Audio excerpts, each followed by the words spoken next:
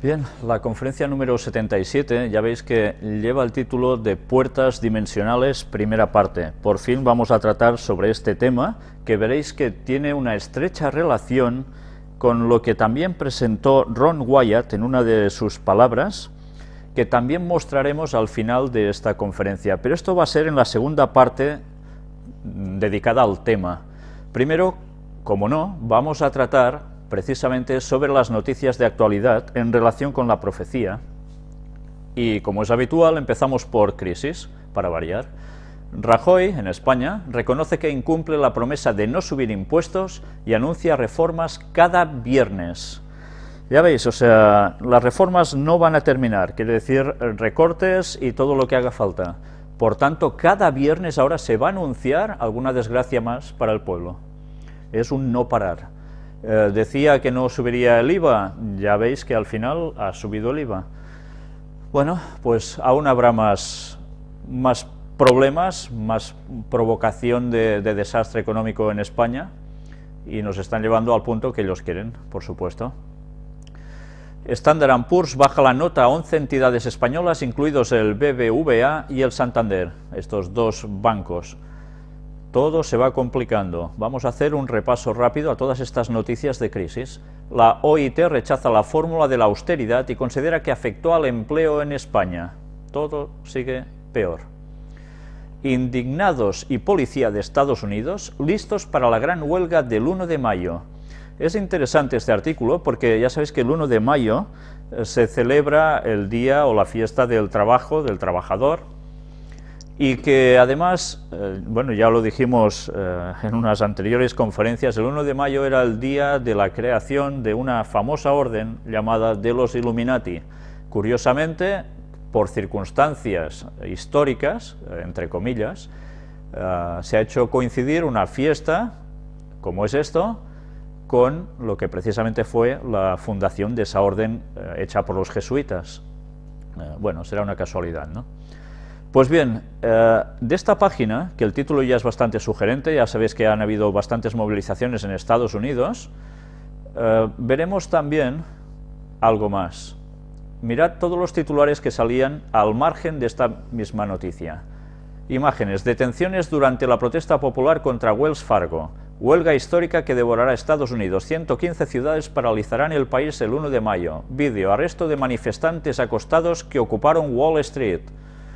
Anonymous y Ocupa Wall Street juntos a la huelga global del 1 de mayo.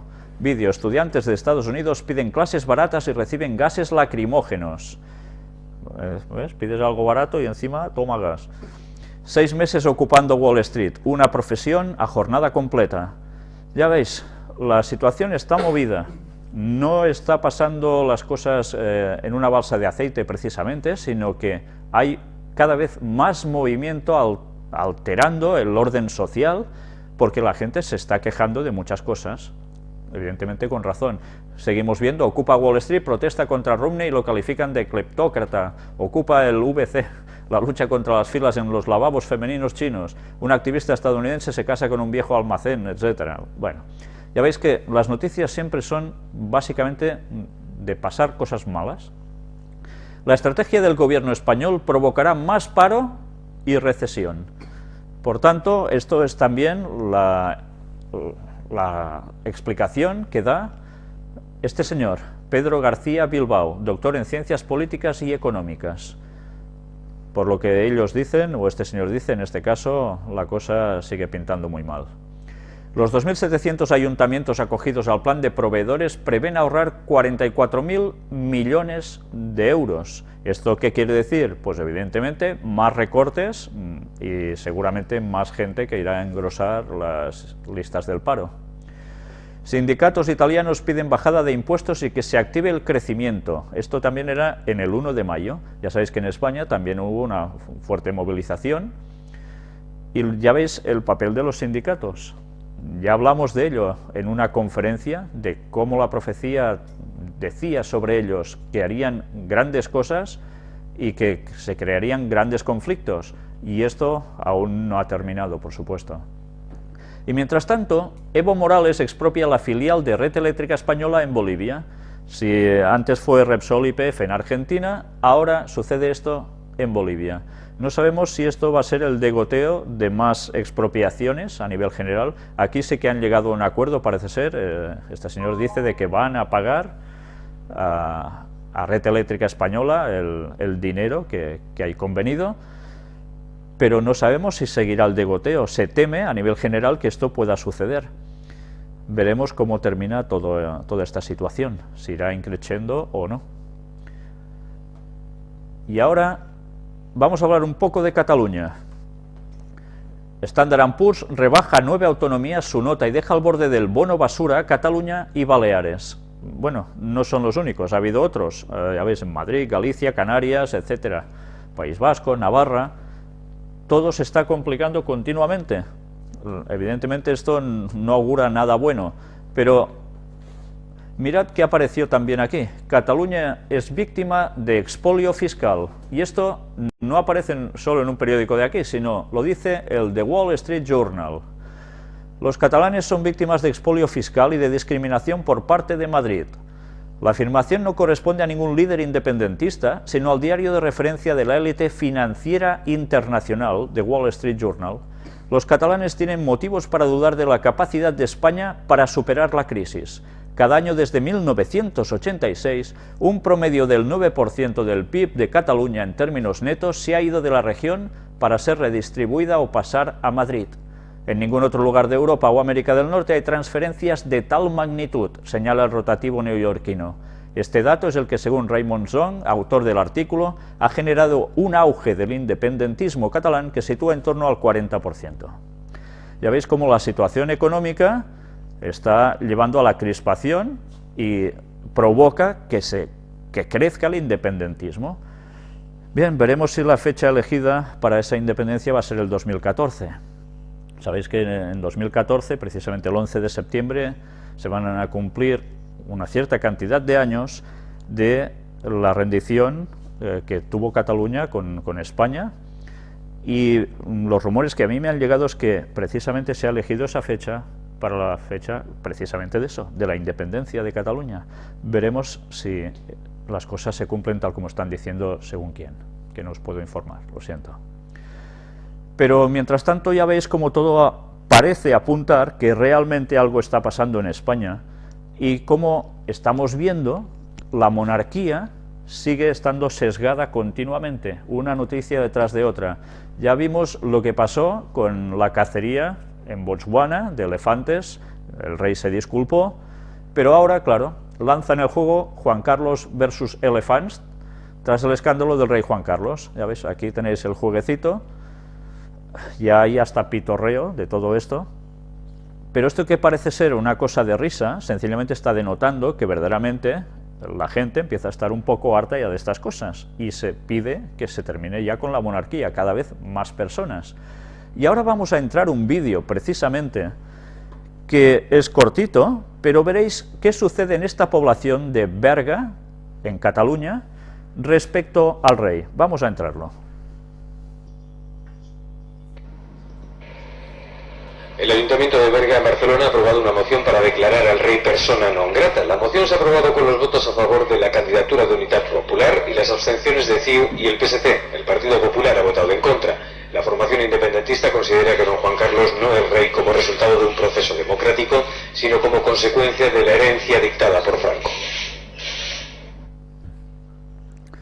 Pues bien, ya habéis visto la situación de esta localidad, cómo está. De hecho, lo que están diciendo es, ya lo veis, se basan en que cuando el rey Juan Carlos fue elegido fue básicamente porque Francisco Franco, el dictador, lo había ya dejado estipulado así. No sabemos realmente a quién obedecían con esto. Bueno, quizás sí. Pero bien, el caso es que ya veis cómo ya empieza a levantarse cierta población en contra de la monarquía, ¿no? Veremos realmente cómo termina todo esto. Y ahora vamos a hacer un cambio sobre un tema muy distinto, ciencia. Un invidente peruano crea un sistema capaz de mover un barco con el motor de un coche. Y bueno, por lo que dicen, funciona a la perfección. Es un sistema multiplicador de fuerza. Veremos realmente qué pasa con este invento, porque dice, su invento podría ayudar a resolver el problema energético mundial. Bueno, veremos a ver si las grandes compañías que están detrás de todo esto están de acuerdo con este invento o todo queda en agua de borrajas. Y en la misma tónica, aire en vez de petróleo o gasolinas, pues bien, lanzan también Tata Motors de la India este coche. Y veremos si realmente también habrá problemas para que siga adelante o no. Ya sabéis que a veces se habían inventado motores a agua también y que finalmente todo quedaba como si nada, ¿no? Se compraban las patentes y se acabó. Estuvimos hablando de energía totalmente gratuita a través de imanes y demás. Bueno, veremos también qué termina pasando con todo esto, ¿no? Y aquí tenemos una contraportada de La Vanguardia, donde Jeremy Rifkin, creador y presidente de la Fundación para el Estudio de Tendencias Económicas, nos dice: asistimos al nacimiento de una nueva era. ¿Os suena de algo esto de una nueva era? Bastante ya, ¿eh? Que sí. Pues bien, este señor, licenciado en Económicas y Asuntos Internacionales, empieza a hablar de que va a haber un cambio de paradigma económico, y por lo que él dice, va a ser precisamente a través de un nuevo sistema, que es una nueva revolución industrial, o va a ser, o así pretenden que sea, que se va a basar en poder hacer circular a través de la red algún tipo, no sé cómo se lo harán, pero que tú puedas aprovechar la energía que puedes generar a través que tengas placas solares en el techo o energía eólica, etcétera, etcétera, y eso lo puedas transmitir a través de la red, con la cual cosa además podrás cobrar por ello, como también si necesitas podrás comprar. Entonces dicen que claro, esto como en todo el mundo hay o sol o viento o cualquier otra situación que pueda servir como energía renovable, pues va a hacer tambalear el petróleo.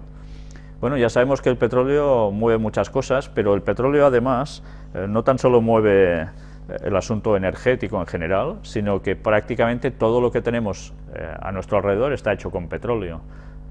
Bueno, veremos cómo va desarrollándose todo, pero hay que estar atentos porque las profecías apuntan que el petróleo seguirá marcando la pauta. Isaías 17 del 1 al 3, la famosa profecía sobre Damasco en Siria. Ahora tenemos esta noticia de hoy mismo. El embajador sirio en Líbano corta relaciones con su homólogo saudí. ¿Por qué? Sabéis que se encontraron unos barcos que iban con, no sé si uno o más, con armamento, y ahora, mirad, Ali acusó este miércoles a Qatar, Arabia Saudí y otros países árabes de estar detrás del envío y aseguró que su destinatario eran los grupos opositores sirios. El liderazgo político y de seguridad de Qatar, Arabia Saudí y otros países están detrás de los incidentes en Siria, Líbano y la región, agregó. Por tanto, ya se empieza a sacar a la luz una vez más que hay intereses de otras partes, de fuera de Siria, para que realmente el pueblo pueda tener armas para luchar contra el gobierno y poderlo derrocar. Ya sabéis que, como siempre, nos dirán que sí, otros dirán que no, pero la situación sigue muy tensa y muy mal. Daniel 11 del 40 al 45, las famosas profecías sobre Oriente Medio. Noticia: el Pentágono, Estados Unidos podría derrotar a Irán en 3 semanas. Esto es lo que ya se ha desprendido de algunas declaraciones desde Norteamérica, en este caso desde el Ministerio de Defensa. Bien, se está diciendo de que se sigue acorralando a Irán, cada vez el mapa está denotando que hay más tropas alrededor, bueno, más barcos, más aviones, más de todo, preparándose para una posible intervención. Y también, además, si conviene, atacar a Corea del Norte, pero que las tropas serían de Corea del Sur. Pues bien, veremos a ver cómo se va preparando todo el panorama, tristemente. Y aquí, bueno, el dibujo es muy explícito, ¿verdad? Unas bombas de Estados Unidos cayendo sobre Irán. Qué triste. Mateo 24, del 6 al 7. Guerras y rumores de guerra. Recordamos perfectamente este texto.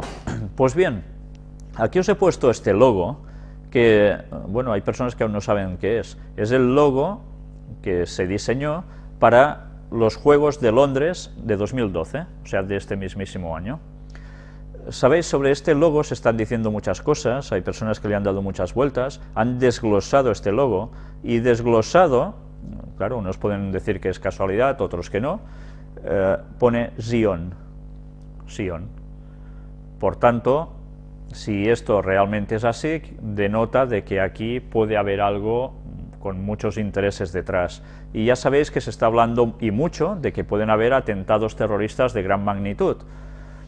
Pues bien, Londres 2012, se podrían instalar misiles en edificios residenciales, noticia del BBC Mundo. Esto no es, bueno, no sé cómo catalogarlo, la verdad, pero que te pongan unos misiles arriba de edificio, vaya gracia te debe hacer, ¿no? Bien, ellos temen que algo va a pasar, no sabemos hasta qué punto lo saben, pero desde luego a saber que si pasa algo realmente, ya sabéis que esto puede desencadenar muchas cosas, ¿no? Vimos lo del 11S, pues esto ¿qué sería? Y hablemos de Lucas 21, 25 y 26, angustia de las gentes. Entonces habrá señales en el sol, en la luna y en las estrellas, y en la tierra angustia de las gentes. ¿Qué tipos de angustias pueden ser, como aquí pone el texto, confundidas a causa del bramido del mar y de las olas, pero aún por muchas más cosas, como sigue poniendo el texto? Pues mirad qué sucedió también en Francia. Inusual tornado irrumpe en la campiña francesa. No es nada habitual que allí suceda. Pues bien, esto ha sucedido. Pero aquí veis la imagen, desde luego no es pequeñito. ¿Por qué sucede esto? ¿Cambio climático? ¿Qué está sucediendo? ¿Sabéis? Ellen White, y ya lo mostramos una vez, dejó muy claro que todo parecería muy tranquilo y de repente estallarían cosas parecidas a esta por distintos lugares. Y esto eran previos avisos que Dios está permitiendo para que la gente reaccione y se ponga las pilas y se deje de tonterías y empiece a buscar a Dios, porque el tiempo es corto y lo que nos estamos jugando es la eternidad. Y mientras estos avisos de Dios van pasando, sean provocados por el hombre, sean hechos por Satanás, Dios lo permite. Oseas 4:3 nos hablaba de esas muertes de animales que ya hemos venido hablando en sucesivas ocasiones, por lo cual se enlutará la tierra y se extenuará todo morador de ella, con las bestias del campo y las aves del cielo, y aun los peces del mar morirán. Y aquí tenemos cientos de pelícanos mueren por causas desconocidas en playas del norte de Perú. Hoy mismo me han pasado una noticia que ya no hemos podido incluir aquí porque ya habíamos cerrado el PowerPoint, donde aquí se especulaba si era por asuntos petroleros o podía ser a causa de un virus aviar, o qué podía ser. Bien, se ha descartado lo del virus.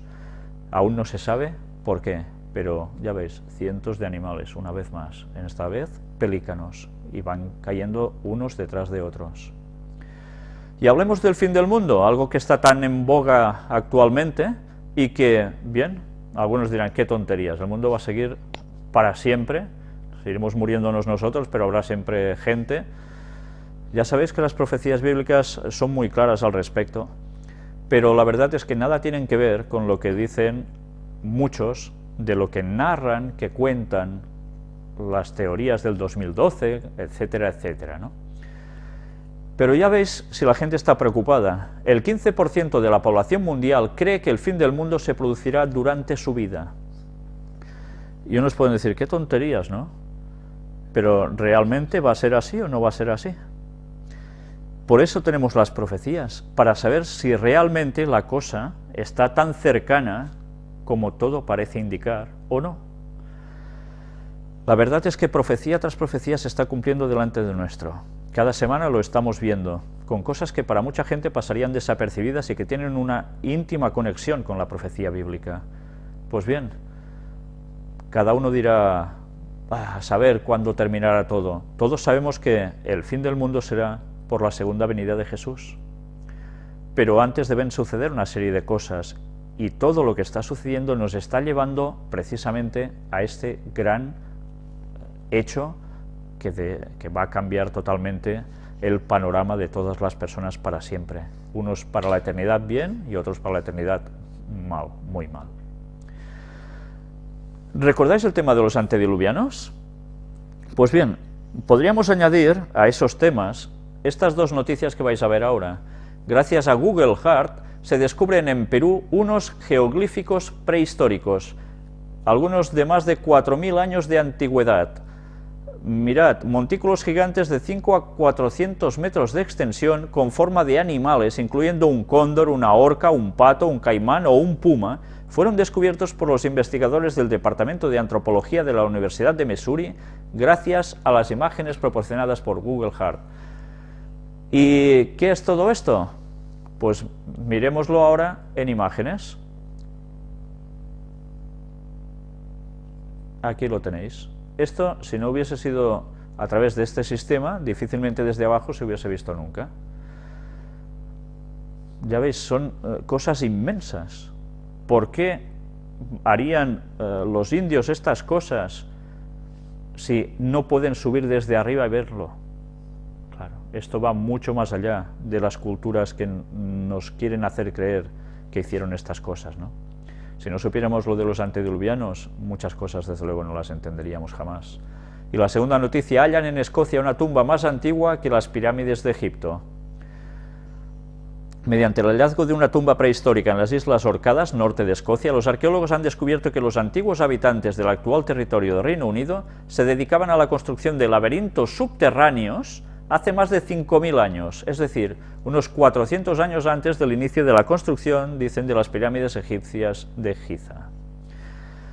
Pues bien, ya veis, la tumba descubierta de 3,8 metros de altura representa un corredor de unos 11 metros, etcétera, etcétera.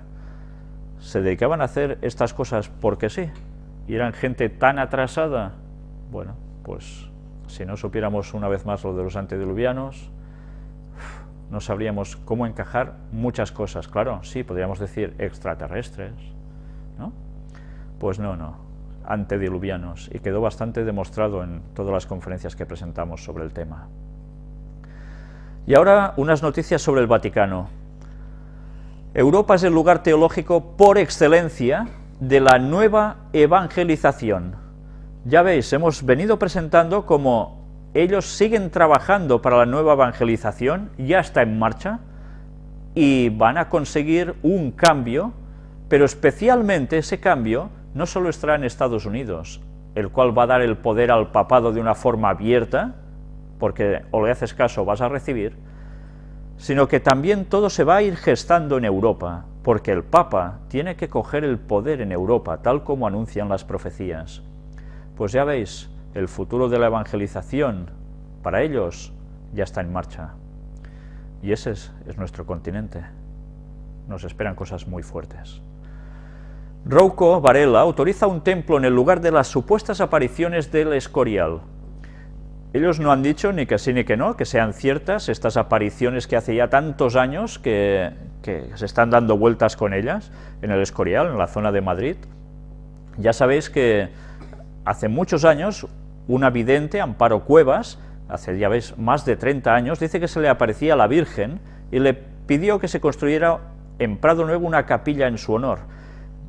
Muchas personas van allí porque esta señora decía que se le aparecía a la Virgen, y allí hacen sus peticiones a la Virgen, sus adoraciones y demás. ¿Sabéis? Incluso se grabaron, si no recuerdo mal, hace ya muchos años que leí esto, esta señora hablaba unas palabras que se registraron en un idioma que ella evidentemente no conocía para nada, y parece ser, si no recuerdo mal, que era hebreo o arameo. ¿Cómo podía ser que esta señora, que no sabe de nada de todos estos idiomas, estuviera diciendo en un idioma tan distinto al suyo cosas con sentido? Pues bien, eso atrajo a muchísimas personas del mundo de la parapsicología, etcétera. Sé que incluso en revistas de estos tipos se habló de ello. Y bien, ahora, claro, esto puede ser una buena fuente de ingresos. Hacer una capilla en su honor quiere decir que mucha gente va a dejar allí bueno, en fin, no sé lo que va a dejar allí, pero desde luego nada bueno. Y el caso es que, claro, hablan de que incluso parece ser que han habido curaciones. Ya veis que el tema de la aparición de la Virgen es un tema reincidente dentro del mundo católico, ¿no? Luego veremos algo más al respecto que tampoco nos va a dejar para nada indiferentes. Mientras tanto, otra noticia. Así descubrí la tumba del apóstol Felipe. ¿Habíais oído de esto? Unos arqueólogos hablan de que encontraron la tumba de Felipe. Está hablando de uno de los apóstoles. Por tanto, esto, si realmente es así, es muy significativo, porque da plena credibilidad al relato bíblico y de que todo lo que dice de que habían unos apóstoles que seguían a Jesús y por nombre, pues no son bromas. Pues bien, ahora dan por hecho que realmente sí, que precisamente fue la tumba de Felipe. Desde luego hay cosas que salen a la luz, pero a veces no tanto como convendría, porque quizás son temas que, sobre todo en España, que ya sabéis que el ateísmo ahora está imperando tanto, quizás suena a descrédito, ¿no? Yo no sé si realmente es la tumba de Felipe o no, pero por los datos que ellos dan aquí, verdaderamente lo es. En fin, aquí narran todo el proceso de cómo fue hallada y dicen de que aún esperan encontrar bastantes más cosas al respecto, siguiendo una serie de pistas de los escritos de los antiguos padres de la Iglesia. Y ahora vamos a ver otra noticia, ya veis que esta es bastante larga. Compartir la preocupación por la grave crisis económica. Ofrecemos la carta pastoral que con motivo del día de San José Obrero, el 1 de mayo, ha escrito el obispo de Orihuela, Alicante, Monseñor Rafael Palmero Ramos, y aquí una vez más nos relaciona la grave crisis económica, cómo no, con la necesidad de recuperar la fiesta. Evidentemente puede ser la fiesta recordada del 1 de mayo, pero también ya sabéis que hay otra fiesta que a ellos les gusta mucho nombrar, que es tan necesaria para el trabajador y que hay que recuperar urgentemente, y es el domingo. Es interesante ver cómo ellos hacen tanta fuerza para que se celebre el 1 de mayo, día de, ¿qué diríamos?, los San Illuminati. Pues bien, ellos hacen mucha fuerza en todo esto y hablan de crisis económicas y propuestas operativas para las parroquias. Lo que vamos a ver una vez más es cómo desde las parroquias se va a ir trabajando el mundo rural y demás para que otra vez se extienda la doctrina social de la Iglesia. Ya sabéis que estuvimos hablando de esto en anteriores conferencias. Ellos van a seguir trabajando desde abajo y desde arriba. ¿Por qué digo desde arriba? Pues pronto lo vais a ver también. Jesús fue también el hijo del carpintero. Entrevista con el director del movimiento josefino en la fiesta de San José Obrero. Y aquí una vez más siguen apretando en torno a la familia y, cómo no, ya lo veis aquí arriba, reivindicar del trabajo y de su fiesta el verdadero significado y el valor cristiano. Continuamente están remitiéndonos a lo mismo. Y se habla de, cómo no, la vida del trabajador, que tiene que estar bien con la familia y, por tanto, bien, cómo no, con toda la situación social. Dolor de la Iglesia de Milán por la masacre de cristianos en África y Asia. Atención a esto, porque lo que parece una cosa sin mucha trascendencia empieza a tener ya un gran peso. Sabéis que están masacrando, como dice el titular, a muchos cristianos en África y en Asia. Tenemos casos en Nigeria, en Kenia, cada semana están saliendo casos al respecto. Sigue habiendo mártires cristianos, sobre todo en los países islámicos. Y lo curioso es que ahora son varias voces las que se han aunado para empezar a pedir que algo hay que hacer para evitar todo esto. Incluso hay no solo gente del mundo católico y protestante, sino también gente ya del mundo judío. Todos se están aunando por lo mismo. Y empiezan a decir, tales actos de violencia constituyen una emergencia y como tal deben ser afrontados. Confiamos en la toma de posición firme de las autoridades nacionales e internacionales. Atención a esto. No solo piden que los gobiernos locales hagan algo, sino que llaman a las fuerzas internacionales. ¿Vamos a ver más conflictos generados por todo esto? Seguramente sí. Ya sabéis que curiosamente en los países que suelen citar, donde hay estas polémicas, además suelen haber problemas de petróleo. ¿Casualidades? Bueno, ya sabéis que lo que presentamos en anteriores conferencias, se está intentando dividir parte de países entre mundo islámico y mundo cristiano. Por algo será, ¿no? Algo se viene encima. Mientras tanto, también en España, 8.000 personas han visto el musical Alma, y a través de gente de parroquias están haciendo teatro donde se presentan los valores cristianos de un modo u otro, y cada vez más personas se están dirigiendo a ver estos espectáculos. Ya dijimos que utilizarían cine, teatro, utilizarían espectáculos, música, para ir evangelizando o reevangelizando, mejor dicho, recatolizando, pues están en pleno proceso, y cada vez esto se va a extender más. Toda investigación y cura médica debe guiarse por el amor. Y aquí una vez más hay una serie de palabras que nos van hablando de algo que antes os he dicho, no solo trabajarán por abajo, trabajarán también por arriba. ¿En qué? Entre ciencia y fe.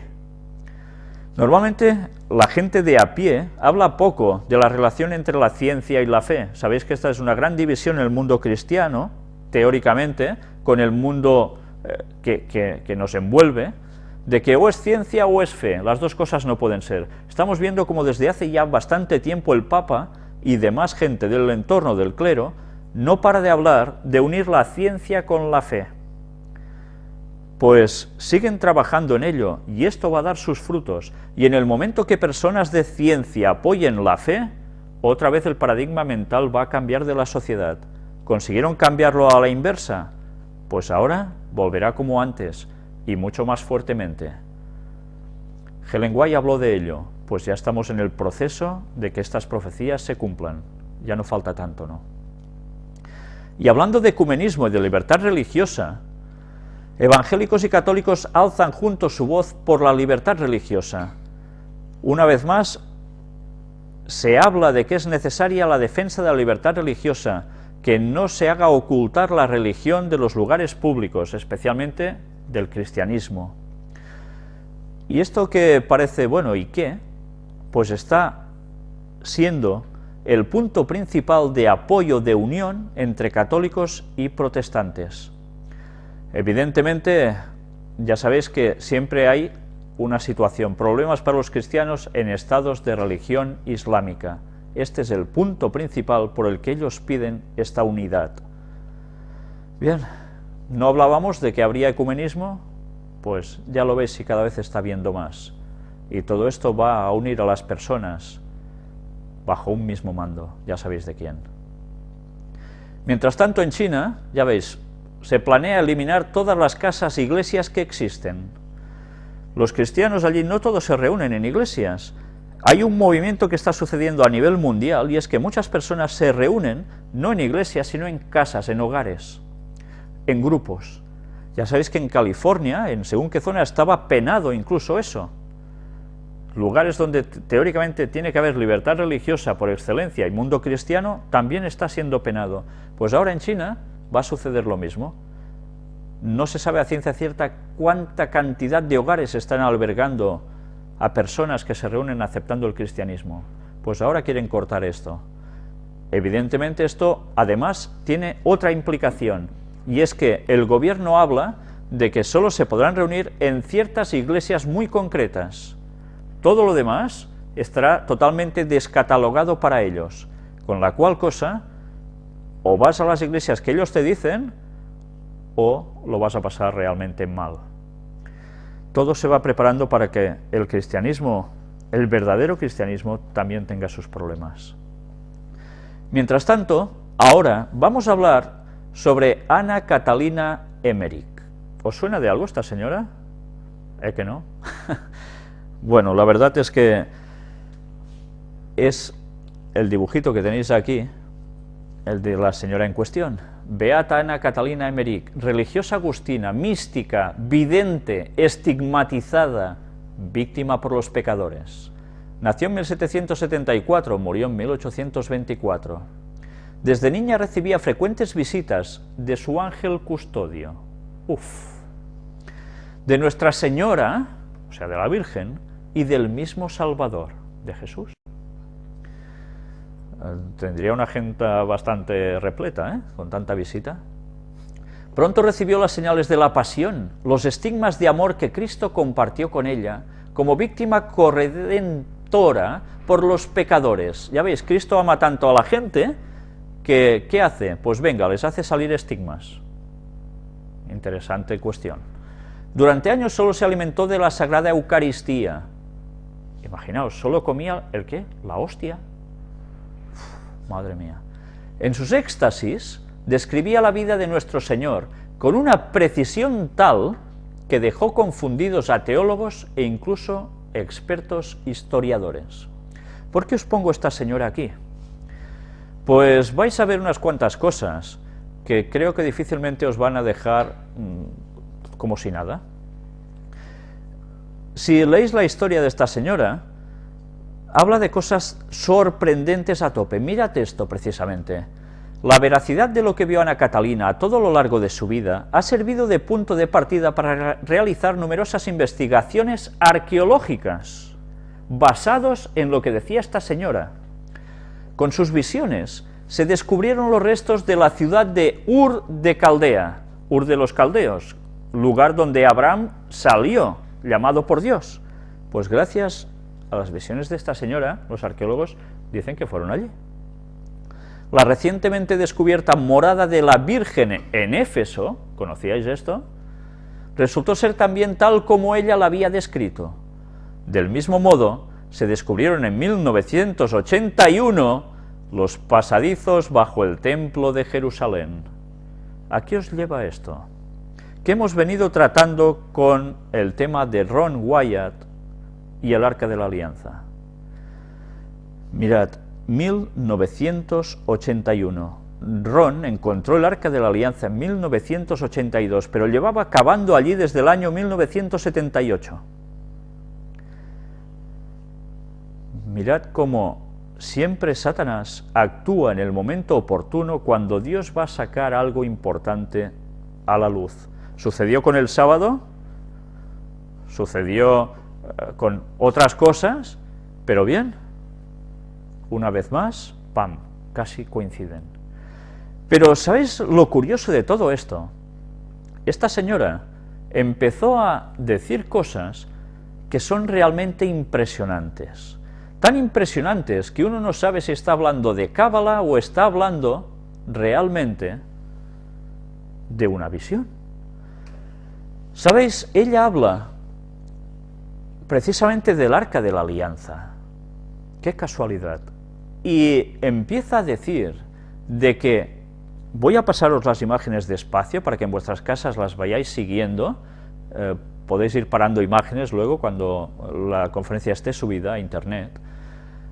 Empieza a decir que dentro del Arca de la Alianza había algo realmente extraordinario.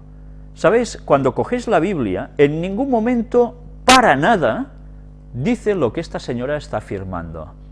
Ella habla de que cuando Moisés salió de Egipto con el arca, bueno, cuando hicieron el arca después allí, algo se puso ahí dentro, aparte de lo que había de los 10 mandamientos, la vara de Aarón y el maná. Y dice que era una sustancia blanquecina, que además fue sacada también del cuerpo de José. Ya sabéis que José murió en Egipto, y luego sus huesos fueron llevados por los hebreos para ser depositados en otro lugar. Pues dice de que a través de esa sustancia blanquecina era algo tan importante que era custodiado de un modo especial, hasta tal punto que era como algo mágico, realmente asombroso. Habla de que llega un momento cuando el arca va a ser, ya sabéis, el templo de Babilonia, perdón, el templo de Salomón va a ser destruido, el arca tiene que ser ocultada, pues dice que alguien, esa sustancia blanquecina, la coge. Y resulta que con el paso del tiempo pasa a manos precisamente de Joaquín, padre de la Virgen María, y que curiosamente gracias a eso, que no se dice qué es, la Virgen María es de nacimiento considerada inmaculada, libre de pecado, cosa que solo pasó con Jesús. ¿Sabéis? Es impresionante cómo ella relata todo este gran enigma. La verdad es que cuando uno dice sustancia blanquecina, que tiene que ver con unas cosas de... ¿Qué está pasando aquí? ¿Está hablando de semen?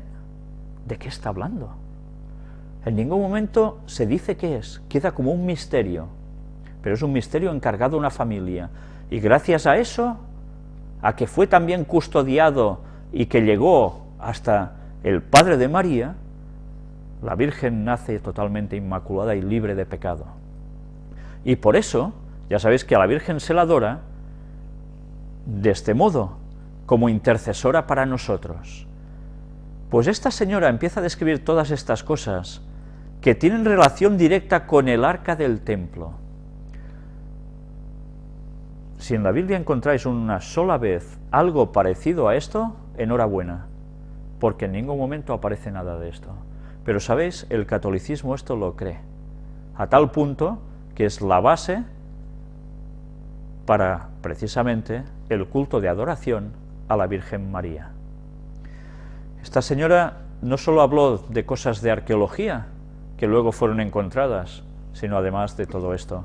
¿Sabéis? Toda esta historia de esta sustancia ya dice que viene de Melquisedec, que se la dio a Abraham. Imaginaos hasta dónde empieza a remontar todo esto. ¿Esto es verdad? En ningún momento la Biblia habla de esto, para nada. Pero claro, si a esta señora se le aparecía a la Virgen, se le aparecía a su ángel custodio y Jesús continuamente, pues ¿cómo vamos a dudar de su palabra, no? El catolicismo lo acepta a la perfección. Desde luego, Satanás, confundiendo a las personas, se pinta único. Aquí tenéis páginas, hay bastantes, donde se habla de esta señora y su relación precisamente con los acontecimientos de los últimos tiempos. Mirad también lo que aquí pone. Esta señora nació en Alemania en 1774, de familia muy pobre, tuvo una vida de continuas enfermedades agravadas al quedarse inválida por un accidente. En los últimos años de su vida, hasta su muerte en 1824, recibió las visiones de la vida de Cristo. Da detalles que no aparecen en la Biblia, de la Virgen María y de la vida después de la muerte, así como otras videncias de sucesos que acontecerían tiempo después con el muro de Berlín, el Concilio Vaticano II, etc. Con sus visiones en la mano descubrió Reynolds los restos de la ciudad de Ur de Caldea, y la recién descubierta morada de la Virgen en Éfeso resultó ser también tal como ella la había descrito. Del mismo modo se descubrieron en 1981 los pasadizos bajo el Templo de Jerusalén, que Ana vio al contemplar el misterio de la Inmaculada Concepción de María, dogma que no sería proclamado por la Iglesia hasta 30 años después de la muerte de esta vidente. Pues ya veis cómo el catolicismo se basa en esta sarta de satanismo absoluto. Pero ya es de esperar que Satanás pueda hacer ver cosas a las personas que también han sucedido, mezclando verdad con mentira, para engañar mucho mejor, por supuesto. Aquí en Zenit también hablaban de la vida oculta de la Virgen María. Esta señora habla del proceso, y ahora se ha editado un libro al respecto, de lo que iba sucediendo con la Virgen María. ¿Sabéis? Hay algo curioso, porque precisamente con los escritos que dejó esta señora, alguien se basó en ella para hacer una película llamada La Pasión de Cristo. ¿Os suena? De Mel Gibson. No solo era todo bíblico lo que aparecía, ya lo pudisteis constatar si visteis la película, había detalles que uno se quedaba un poco parado, ¿no? Sorprendido. Pues bien, era porque aparecían extraídos, parece ser, de este libro, de las visiones de esta señora. El diablo no se está quieto nunca, él va haciendo siempre la suya.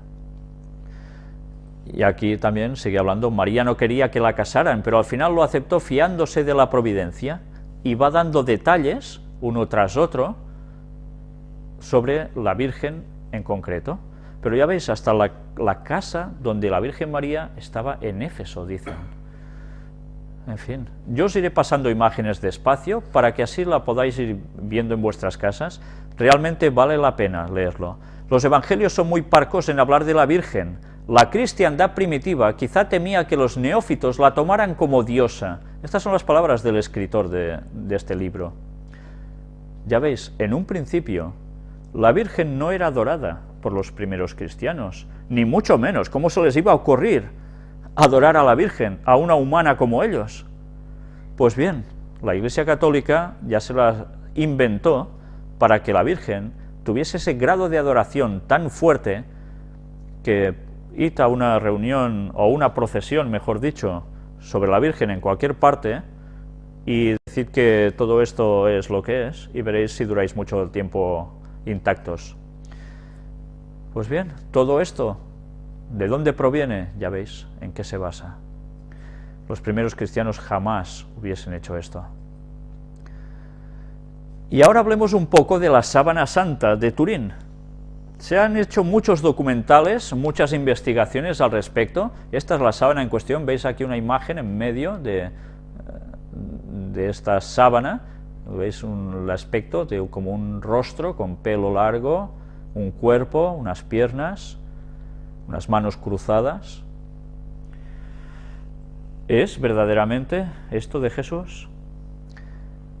Bien, mirad lo que está sucediendo precisamente en Valencia durante estos días. Congreso Internacional sobre la Sábana Santa. Científicos británicos defienden que hay pruebas textuales de la Sábana Santa desde el siglo II. Más de 400 investigadores científicos y estudiosos se dan cita en Valencia para aportar nuevas pruebas sobre la veracidad de la síndone, que es como le llaman a esta Sábana Santa. Sabéis que también tiene una relación con un sudario que está en Oviedo, también en España, y que ahora se han hecho comparaciones y dicen que realmente coinciden lo que aparecen de marcas en un lado igual que en el otro. Sabéis que esto está siendo custodiado continuamente y se han hecho bastantes pruebas al respecto. Incluso, mirad qué bombo se le está dando una vez más a todo esto, cuando incluso a Rosalinda Celentano, que es la actriz que hizo en la película de Mel Gibson de Lucifer, de Satanás, era una señora, no sé si lo visteis, no era un hombre, pues hicieron como una función donde ella iba diciendo cosas. Y esto, claro, ¿qué está haciendo? Pues una vez más, avivar todas estas cuestiones. Se nos sigue hablando de las pruebas del carbono 14, que ahora se dice de que sigue habiendo controversia, pero que sí, que había incluso semillas que eran de la época de Jesús. Se habla de si los hilos eran o no eran, que las pruebas que se hicieron precisamente sobre ese tejido era de una parte de sábana que se añadió en el momento de muchos años después, con lo cual la datación no corresponde con la realidad, etcétera, etcétera. Yo os voy pasando todo lo que ha ido sucediendo para que veáis que verdaderamente se está hablando y mucho al respecto. Ya veis, hallan en la Sábana Santa ungüentos y plantas usadas en ritos funerarios de hace 2000 años. Y ya están diciendo muchos que sí, que verdaderamente era Jesús el que allí aparece. En Zenit también se hablaba de lo mismo. Pero luego iremos viendo algo que sale aquí. Esta es la carta del famoso juego Illuminati New World Order, IMBO, y esta carta aparece y pone Sábana Santa de Turín. Atención a lo que vais a leer ahora. La que está en el museo es una falsificación. La real está muy lejos, en el centro de rituales nocturnos. ¿Será verdad? No lo sé. No tengo ni idea, pero esta carta me dejó bastante perplejo. Si es así, realmente fue hallada. Claro, aunque la que esté en discusión sea una copia o algo parecido, ¿no? Pero si es verdad, se hacen rituales nocturnos también con este objeto. Yo no sé si realmente es la Sábana Santa pertenece a Jesús o no. No hay ninguna prueba bíblica que diga de que alguien lo cogió y se lo guardó, etcétera, etcétera. Solo dice que Jesús dejó plegados todas las sábanas allí, como una vez más nos enseña el orden que es básico para un buen carácter, y Jesús no se fue dejándolo todo allí a medias y tirado de cualquier forma, sino que fue todo bien plegado y puesto, y él se fue. Pero yo no sé si realmente Jesús dejaría algo así para que la gente luego lo adorara, porque ya sabéis que el ser humano se hace imagen de cualquier cosa y enseguida va a adorar, ¿no? No lo sé, pero realmente, si esta carta es cierta, sería un nuevo impacto, no lo sé. Pero también recordad que aparece la lanza de Longinos, la cual se dice de que atravesó el soldado romano a Cristo en la cruz, y que nosotros estuvimos hablando de que esa agua y esa sangre que salió de la hendidura que le provocó la lanza a Jesús, fue la que bajó esa agua y sangre por todo el cuerpo de Cristo hasta los pies de la cruz, entrando a través de la grieta que provocó el terremoto y cayendo esa sangre con agua precisamente sobre la tapa, el propiciatorio del Arca de la Alianza. Hitler ya estaba buscando estos objetos, hizo expediciones numerosas para todo ello, porque creían que todos estos objetos tenían un poder especial. Buscó también el Arca de la Alianza, ya recordad que lo estuvimos hablando. Y con esto ellos creían que dominarían el mundo. Aún se siguen buscando objetos religiosos, como era el Arca y todo esto, para intentar dominar el mundo. ¿Cómo puede ser eso?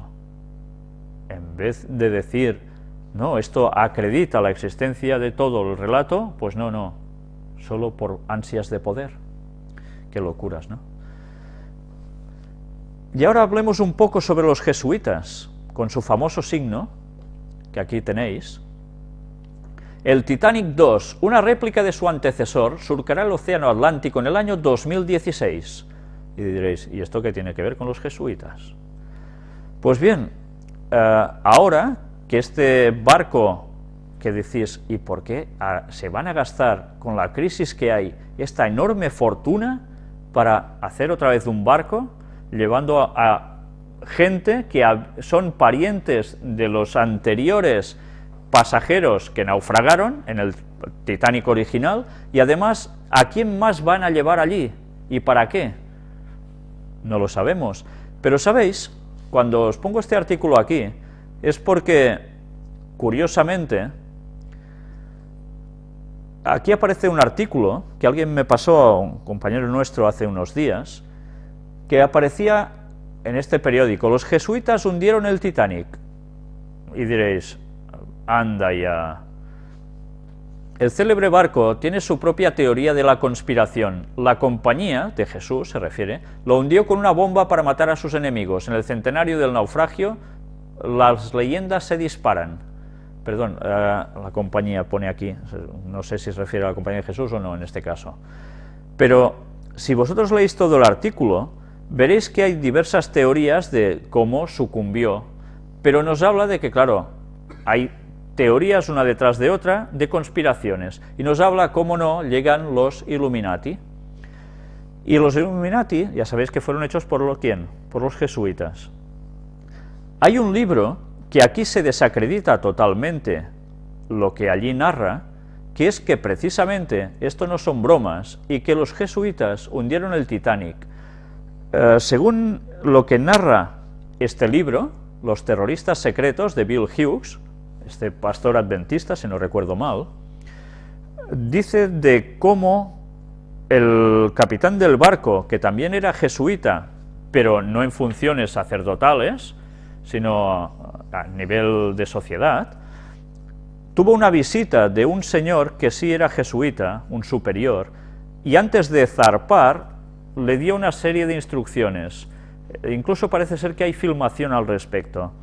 Luego el barco zarpó, ya sabéis lo que finalmente sucedió. Y en el barco murió mucha gente, sí, por supuesto, pero curiosamente en ese barco había alguien, no una persona, ni dos, ni tres, sino bastantes personas que pertenecían a un grupo de familias que habían hecho una fuerte oposición para que se creara la Reserva Federal de los Estados Unidos. Sabéis que la Reserva Federal, el banco, por decirlo de algún modo, nacional de Estados Unidos, no es un banco nacional del gobierno, sino que es de manos privadas. Y ellos se oponían radicalmente a que el dinero de la nación lo hicieran manos privadas, porque eso podía ser caótico. ¿Cómo algo se debía dejar en manos privadas cuando ellos habían luchado tanto por la libertad? Pues curiosamente, toda esa gente que se opuso falleció hundida de un solo tajo con este barco. Curiosamente, un tiempo después, se aprobó, evidentemente, que la Reserva Federal se hiciera. Este señor da datos muy concretos de cómo sucedió todo. La verdad es que no tiene desperdicio, y da no solo este caso del Titanic, sino también de la muerte de Abraham Lincoln y otras cosas que se han sucedido a lo largo de la historia. Si no lo tenéis, vale la pena que lo consigáis, la verdad, aunque haya personas que lo desacrediten. Y precisamente hablando de los jesuitas, que son los señores que tienen la mano puesta en todo lo del nuevo orden mundial, mirad esta noticia: la Torre de la Libertad en la zona cero es ya el edificio más alto de Nueva York. Aquí lo tenéis, se está construyendo, ya es de una altura tremenda, supera los 381 metros y ya es más alto que el Empire State. ¿Sabéis? Hace años ya estuvimos hablando de que se levantaría la Torre de la Libertad y que tendría forma ¿de qué? De obelisco. Ah, bueno, es una casualidad. Pues bien, esto que parecía que si se construiría, no se construiría, etcétera, etcétera, para sustituir a las Torres Gemelas, resulta que finalmente ya lleva a esta altura, y aunque no se hable mucho de ello, ya veis por dónde van. Hay un apartado que quisiera leeros aquí, porque todos recordamos qué sucedió en 1776, ¿verdad? Mirad aquí en medio. Una vez esté completada, previsiblemente hacia finales de 2013 o principios de 2014, la Torre 1 del World Trade Center dominará el horizonte neoyorquino con sus 104 pisos y 541 metros de altura, que son ¿cuánto? 1.776 pies. Una cifra simbólica, porque ese fue el año en que Estados Unidos se independizó formalmente del Imperio Británico. Pero que formalmente también pasó algo, y es que se creó el 1 de mayo la orden ¿de qué? De los Illuminatis. Bueno, ¿por qué quieren hacer un obelisco entonces con esta torre? ¿Por qué será? Las manos negras siguen estando detrás, y quien lo quiera ver bien y quien no, pues allá ellos. Pero recordad que esta torre va a ser muy emblemática y va, como dicen ya muchos, a representar el nuevo orden mundial. Y esto ya se dijo hace unos cuantos años atrás. Para ese entonces decían algunos que estábamos locos. La Pacem in Terris, aldabonazo para el diálogo Iglesia y mundo. Pacem in Terris es una encíclica que Juan XXIII ya empezó a hablar, y es una carta abierta al mundo. Era el apogeo, como pone aquí, de la Guerra Fría.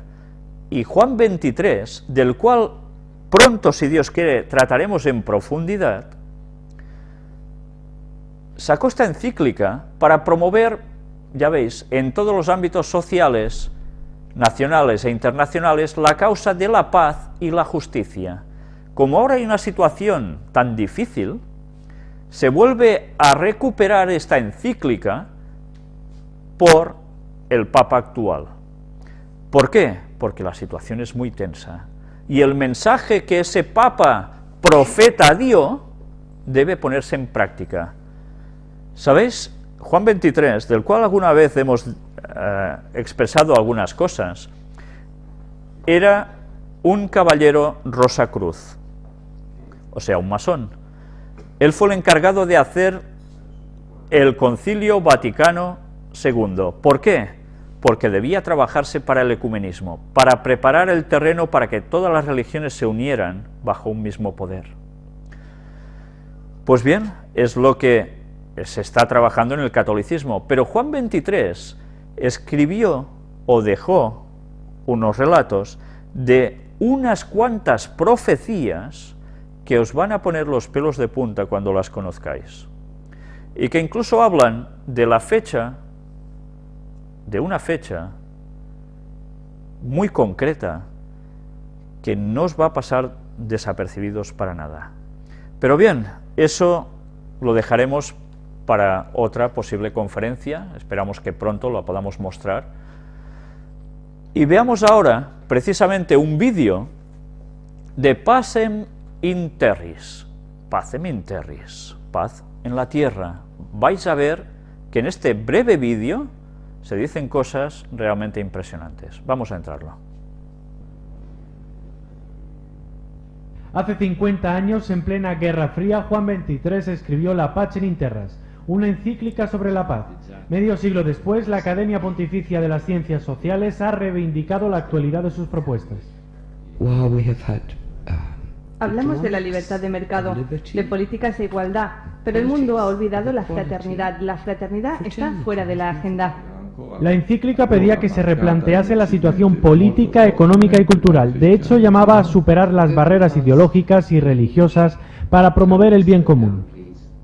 La persona es el elemento principal sobre el que desarrollar las bases de un verdadero orden social. Durante las discusiones sobre esta encíclica se ha hablado de la actual crisis económica y se replanteó si debe existir o no una autoridad económica mundial. Cuando hablamos de una autoridad mundial, la gente automáticamente piensa en un gobierno mundial, pero este no es el caso. Las Naciones Unidas podrían ser el mejor ejemplo que tenemos hoy, pero no es el modelo indicado para futuros gobiernos. Para seguir profundizando sobre el nuevo orden global, la Academia Pontificia de las Ciencias Sociales está planificando un nuevo encuentro sobre el concepto de gobierno y solidaridad global. Pues ya habéis visto, nuevo orden global. ¿No suena lo mismo del nuevo orden mundial? Pues sí, es lo mismo. Cambian sencillamente una palabrita, pero es totalmente lo mismo. Ya habéis visto hasta qué punto están trabajando y hablan de un único gobierno mundial. Hablan de que, bueno, no tiene que ser una cosa como es bien la ONU, esto podría ser, pero no para todos los gobiernos serviría. Por tanto, están preparando algo aún superior. Y verdaderamente va a haber un gobierno mundial, eso está claro. Y ya sabemos quién lo va a tutelar. Estados Unidos planea crear campamentos para reeducar a disidentes. Mirad bien esta noticia, porque esto sí que no tiene desperdicio. Estados Unidos planea reeducar a los activistas políticos opositores a las autoridades en campamentos especiales para que aprendan a respetar al Estado. Según un documento secreto filtrado a los medios locales y citado por el sitio web Infowars.com. El manual fue publicado en 2010 para uso restringido del Departamento de Defensa de Estados Unidos y prescribe la reclusión de personas detenidas y supuestamente peligrosas en campamentos ubicados tanto en el territorio nacional como en el extranjero.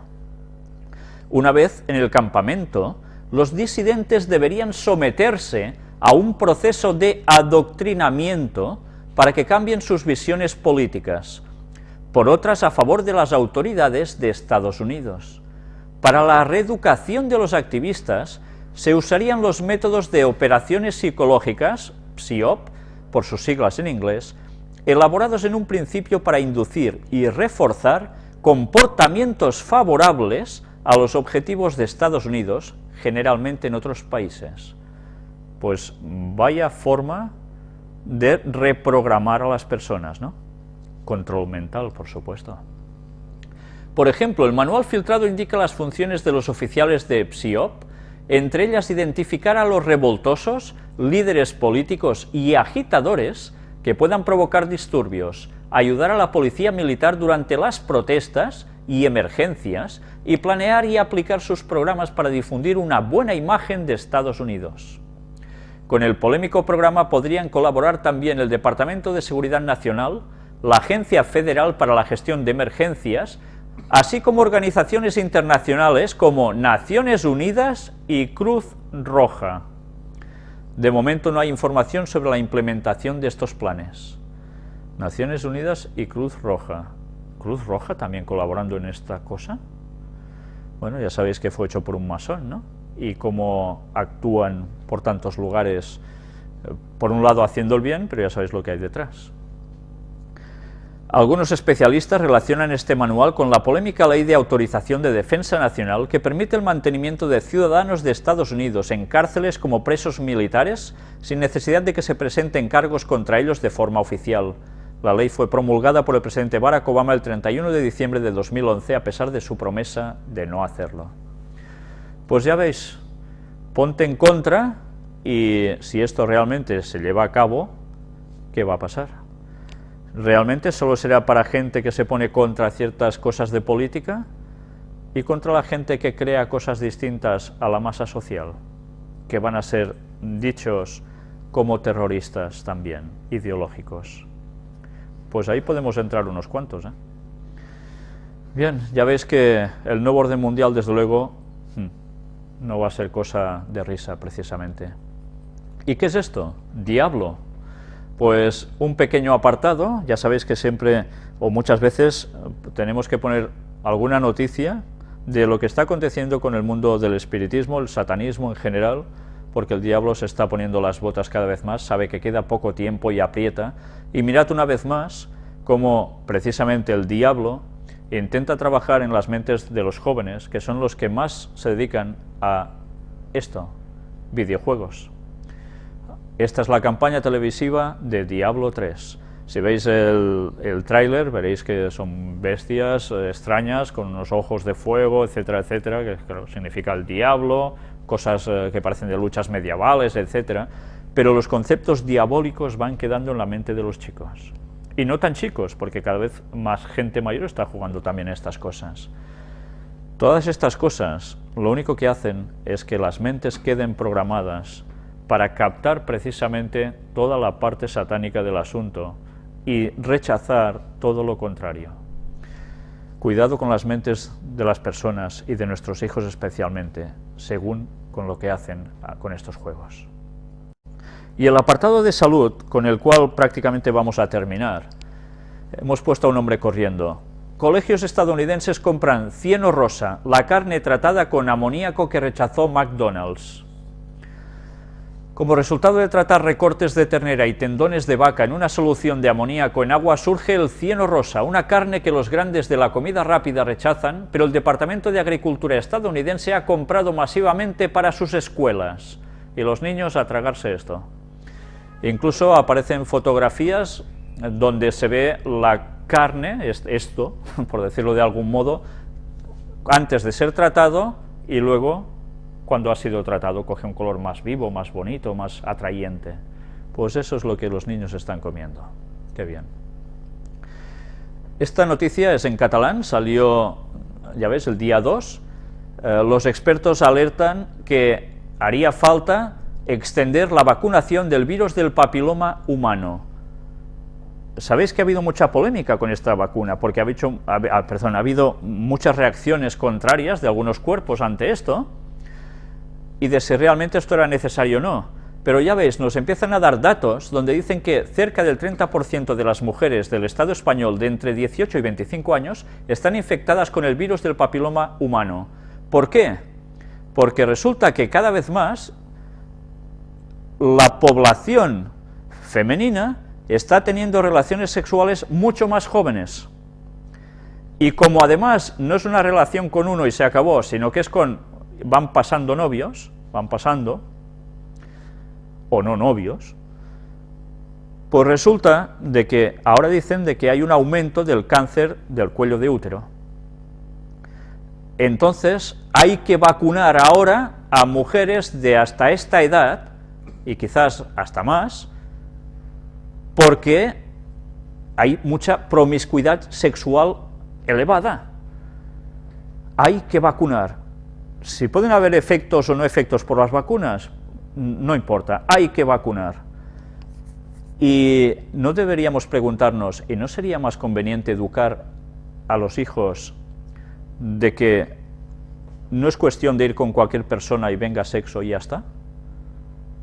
Como en los días de Noé, así serán los días de la venida del Hijo del Hombre, se casarán y se darán en casamiento, etcétera, etcétera. Jesús repetía palabras diciendo que llegaríamos al punto de que la moralidad no pintaría nada. Y así era el momento antes del diluvio. Ahora se está repitiendo el caso porque el mundo va a volver a ser destruido. Y esta vez no será por agua, será por fuego con la segunda venida de Jesús. Pues bien, ya veis, alguien va a hacer mucho dinero, parece ser, con estas vacunas, ¿no? El universitario más viejo del mundo se gradúa por cuarta vez a los 97 años en Australia. Esto sí que es un crack. Madre mía. Ya veis, este señor, a esta edad, dice cosas interesantes. Ya tenía un récord en 2006, era el graduado universitario de más edad, ha hecho distintas carreras, pero ya veis, Alan atribuye su vitalidad a mantener sanos la mente, el cuerpo y el espíritu. Él habla de las tres cosas, él se cuida no solo de una cosa, de una parte, sino de las tres. 97 años y una cabeza brillante, evidentemente con un cuerpo que le acompaña, porque si no, no podría llegar a todo esto. Pues ya veis, de esto debemos aprender. La Biblia y Ellen White escriben sobre que el cuerpo, la mente, el espíritu es indivisible y debemos cultivarlo todo y buscar la perfección. Y esa es la meta de toda persona cristiana. Correr 1 o 2 horas a la semana consigue aumentar hasta 6 años la esperanza de vida. No se trata de correr en plan, ¡hala, venga a correr, lanzaos! No, no. A un ritmillo moderado, suave, que cueste un poquito hablar, como mucho, y ya está. Un pequeño trote es suficiente para esto. Evidentemente esto, hecho al aire libre, muchísimo mejor. ¿Sabéis? Precisamente hablando del ejercicio físico, de lo importante que es también en el aire libre, y no solo correr, sino también andar, vamos a ver lo que Ellen White dejó escrito. En este libro recopilatorio suyo, Consejos sobre la Salud, vamos a ver cómo ella nos habla de la importancia que ahora la ciencia está reconociendo con el caminar. No solo correr, sino sencillamente caminar. Otra preciosa bendición es el ejercicio apropiado, escribe ella. Hay muchos indolentes inactivos que no sienten inclinación por el trabajo físico o por el ejercicio porque los cansa. ¿No habéis visto casos así? Yo veo muchos. ¿Qué importa si los cansa? La razón por la que se cansan es que no fortalecen sus músculos por medio del ejercicio. Por lo tanto, les afecta el más pequeño esfuerzo. Las mujeres y niñas enfermas se sienten más satisfechas al ocuparse en trabajos livianos, como crochet, bordado o encaje al hilo, que al hacer trabajo físico. Son sedentarias. Eso de moverse, uy no, que me voy a herniar. Si los enfermos desean recuperar la salud, no debieran descontinuar el ejercicio físico, porque así aumentarán la debilidad muscular y el decaimiento general. Mirad si es importante, al hacer ejercicio físico hay una revitalización en todos los sentidos, cuerpo y mente, por tanto, lógicamente, también espiritual. Vendad un brazo y dejad de usarlo por unas pocas semanas, después quitadle las vendas y descubriréis que es más débil que el brazo que habéis estado usando moderadamente durante el mismo tiempo.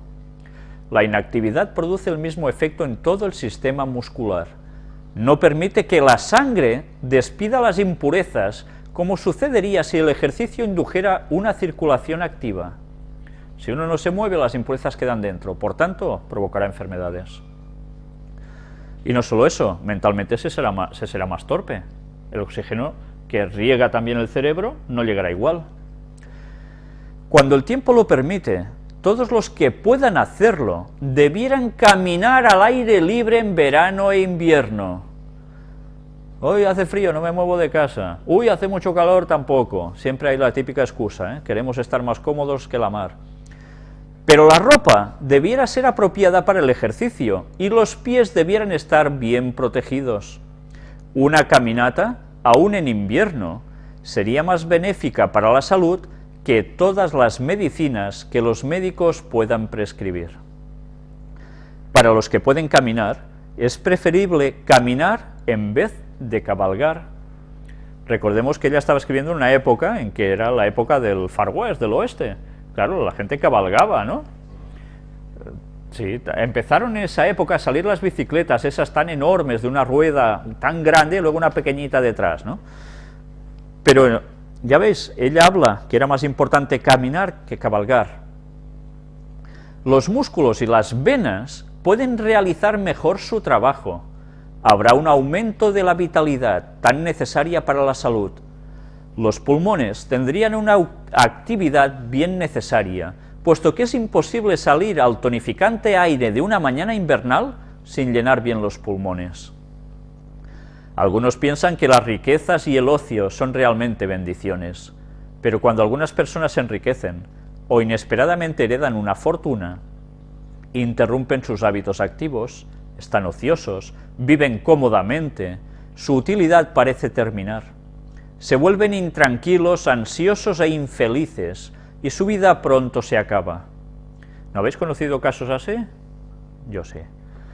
Los que siempre están ocupados y llevan a cabo alegremente sus tareas diarias son los más felices y más sanos. El descanso y la calma de la noche brindan a sus cuerpos cansados un sueño ininterrumpido. El ejercicio ayuda a la digestión.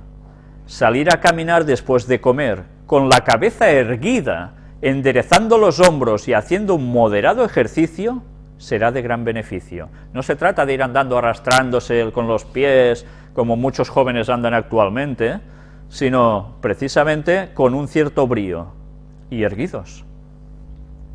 La mente se apartará de uno mismo y se concentrará en las bellezas de la naturaleza. ¿Qué nos está refiriendo con esto? ¿Que debemos andar por los centros comerciales para hacer ejercicio? Ir a la naturaleza. La mente se apartará de uno mismo. Por tanto, ¿en qué estaremos pensando? ¿En nosotros mismos? No. Y eso nos va a despejar de muchas cosas. Cuanto menos se presta atención al estómago después de una comida, mejor. Si constantemente teméis que la comida os haga mal, muy probablemente sucederá así. Olvidaos de vosotros mismos y pensad en algo alegre. Esto no son bromas, porque los que tratáis o habéis conocido gente muy enferma, veréis que si están alegres, todo va mucho mejor. En cambio, si además se hunden, ya no hay quien pueda hacer nada. El ejercicio de caminar. Las personas débiles e indolentes no deben acceder a su inclinación de mantenerse inactivas, privándose así del aire puro y la luz del sol. Más bien necesitan hacer ejercicio al aire libre, caminando o cultivando el jardín. Por tanto, ya veis, el ejercicio al aire libre es lo mejor de lo mejor, por supuesto. Si lo hacen, se sentirán muy fatigados, pero no les hará daño.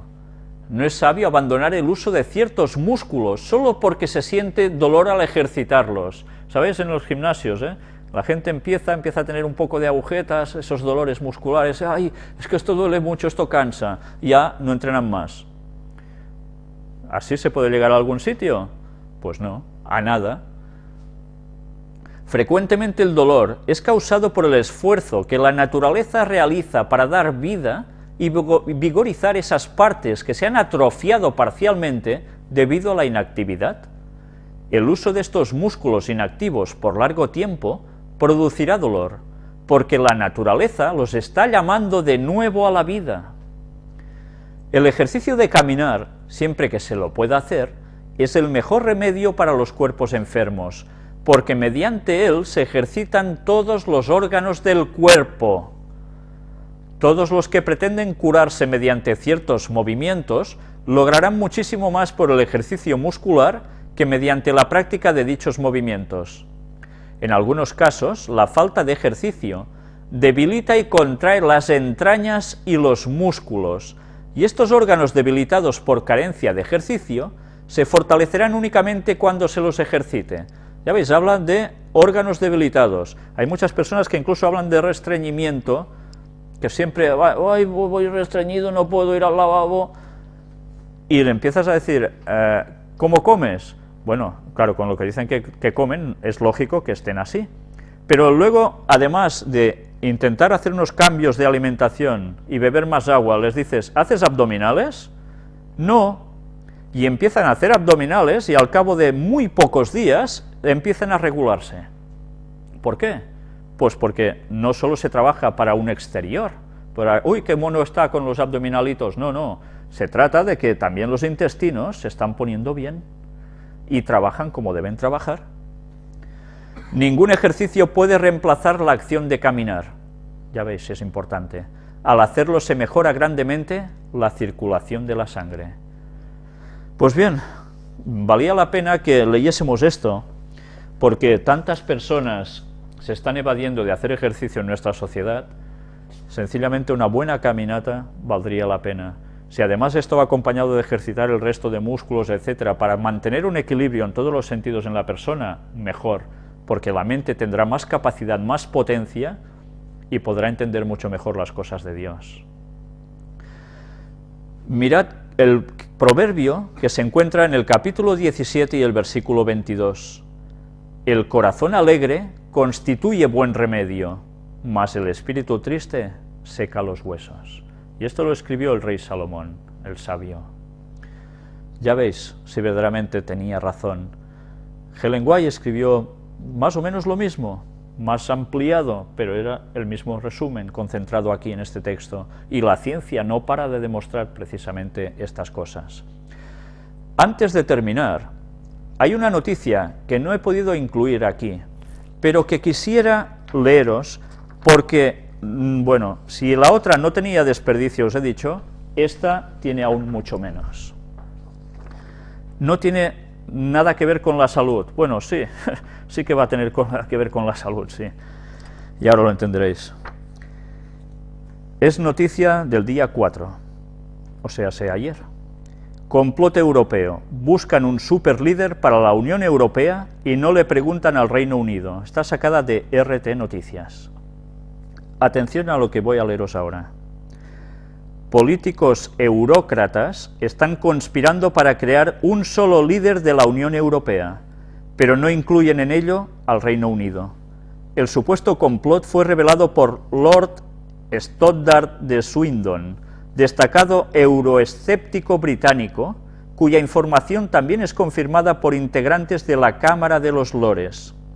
Swindon ventiló que el conservador Lord Howell de Guildford, funcionario de la Cancillería británica, le contestó por correo electrónico que estamos conscientes de que un grupo de cancilleres de la Unión Europea se reúnen de manera informal para discutir temas relacionados a la futura forma de gobernar Europa. Sin embargo, ningún representante del Reino Unido participa en estas reuniones, aceptó. Añadió que entre las propuestas se analiza fusionar las funciones de los presidentes del Consejo Europeo y de la Comisión Europea, cargos que ahora ocupan el belga Herman Van Rompuy y el portugués José Manuel Barroso, respectivamente. Es decir, se busca concentrar las funciones políticas y del Ejecutivo en una sola persona. Los partidarios de esta idea consideran que esto ayudaría a la Unión Europea a hablar con una sola voz. Por otro lado, habría un líder sólido en toda Europa, capaz de proteger el sueño federalista europeo, dañado por la dura crisis económica de los últimos años. De hecho, varios líderes europeos han cuestionado su membresía a la Unión Europea, creyendo que es la causa de sus problemas económicos. Sin embargo, la fusión de las dos presidencias podría agravar el conflicto de intereses en la Unión Europea, según Lord Howell. Los euroescépticos incluso comparan esta tendencia unificadora con los planes de Napoleón Bonaparte o con el Sacro Imperio Romano Germánico de la época de Carlomagno. Alguien está trabajando intensamente para que haya un solo líder en Europa que ostente una sola voz para dirigir todo el continente. Sabemos que esto tarde o temprano va a suceder y parece que no va a faltar tanto ya. Y esa voz va a ser la del Papa. Todo se va preparando, todo va a llegar a su momento. No quería dejaros sin leeros esta noticia, que una vez más está confirmando que lo previsto se está preparando, la profecía no falla.